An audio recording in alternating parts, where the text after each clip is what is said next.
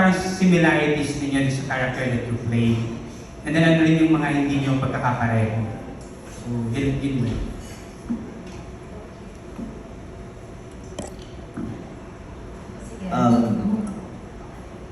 tuloy mo. So, who wants to go first? Si Miss Kiana mukhang may sagot na eh. Sige, gusto lang gusto mauna.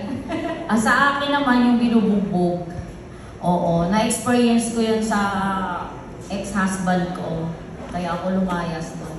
So yun, tapos yung pagka-lukaret, pero hindi yung ganung damit ha, yung parang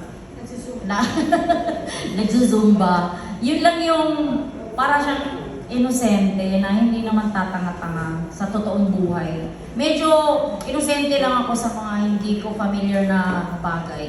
So nagmukha lang akong tanga. Pero yan yung parang learning process ko na parang ay gusto ko itong subukan. So patanga-tangahan ako pero ay kung gagayahan, ganun pala yan, ganun.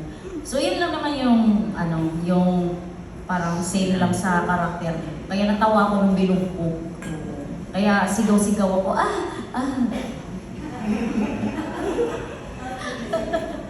Ikaw na may experience? Ako po, actually wala po eh. Kasi yung character po ni Riza, parang nahanap niya yung love sa ibang tao, like kay Marco, dahil yung family niya mismo, hindi niya nakukuha yun. So ako kasi, I have my family po who supporting me, and then parang sobrang love na love ako.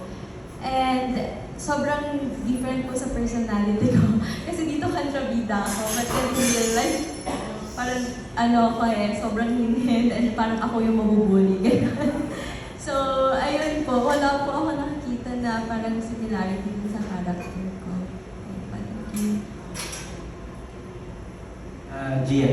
Mga pala, ba't pinapakasin ko? Hindi ko alam bakit pinapakasin ko. Well, yung sa character ko po, si Marco, not the whole thing actually na nakaka-relate ako kasi I'm not a predator. Ang nare-relate ko lang talaga sa kanya is, well, parang he has his own rules, he has his own world in a sense na parang he feels like he can do anything, he can conquer anything. If he pursues someone, he could get that person. Parang ganun ako, pero hindi naman yung over the top like him. Kumbaga, ganun ako in a sense na so I could push myself to do the things that I wanted to do. Not to get the girls that I wanted to get. Kaya I'll do this and that. So yun lang yung nare-relate ko sa kanya. At lalaki si Marco, lalaki ako, enough na yun.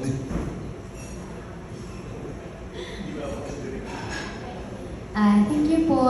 Somehow, I could relate sa character ni Elise because I was once weak, I was once discouraged, and I was once experienced a bad experience, a traumatic experience. But hindi ko naman sinasabi na I'm still weak now, but I'm getting there, I'm getting stronger pa unti-unti sa mga past experiences. I know all of us had a bad experience or any past experience in our life na may natutunan tayo. And to relate myself to Elise, yes, sa buhay, may mga natutunan ako. And I was once na sinabihan na hindi ko kaya ng mag-isa. So, yes, doon ako nakarelate sa kanya. And I learned also na maka-appreciate ng mga bagay and to stand on my own, to be on top. Not on him, but on not on the top of the world, but on top of those bad feelings, negative experiences, or bad experiences.